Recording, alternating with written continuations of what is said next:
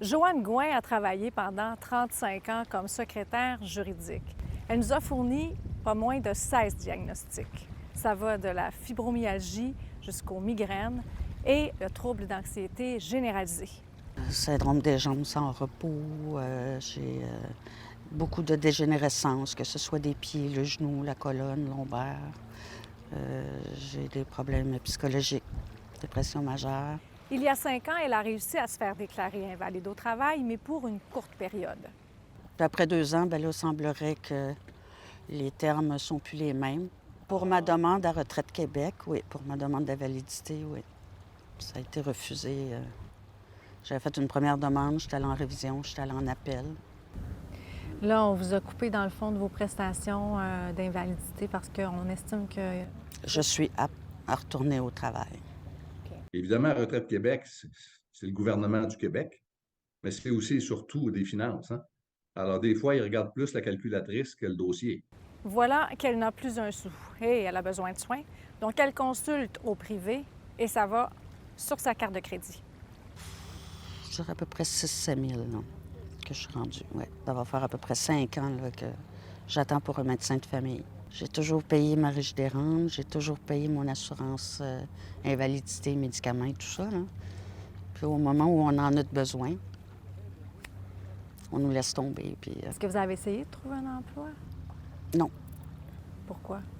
je peux pas rester assis longtemps, je peux pas marcher longtemps. Je peux pas lever des poids en cause de mes épaules. Puis là, ben, j'ai le tendon déchiré au pouce aussi. Fait que, puis avec les migraines, je peux être malade une des 3 journées que je vais travailler, admettons. Là, tu sais, si c'est des journées fixes. Mais Retraite Québec, eux, là, si tu es capable de faire une job à 5 heures de route de chez vous, au salaire minimum, même si tu ne l'as jamais fait, tu n'es pas invalide. Alors, la définition de Retraite Québec est probablement la définition la plus sévère qu'on ait dans notre système juridique. La fibromyalgie est une maladie difficile à diagnostiquer. Avant ça, ça n'existait pas. On disait que c'était des maladies imaginaires. Aujourd'hui, c'est reconnu davantage, mais on est encore dans les premiers balbutiements. Il y a encore beaucoup d'assureurs, publics comme privés, qui profitent de ça pour dire, bien, écoutez, on n'a pas de preuves suffisantes, puis ils refusent.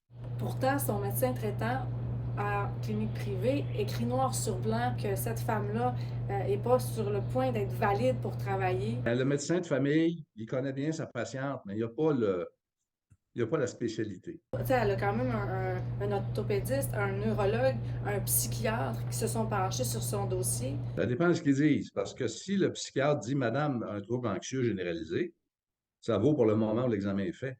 Ça ne veut pas dire que c'est durable et permanent. C'est ce qui fait que les tribunaux vont toujours exiger une expertise. Ça coûte de l'argent. Oui, je voulais me faire entendre, mais je le fais aussi pour d'autres citoyens, parce que je sais que je ne suis pas la seule dans cette situation-là. Il y en a beaucoup. C'est pas tout le monde qui peut se payer un avocat.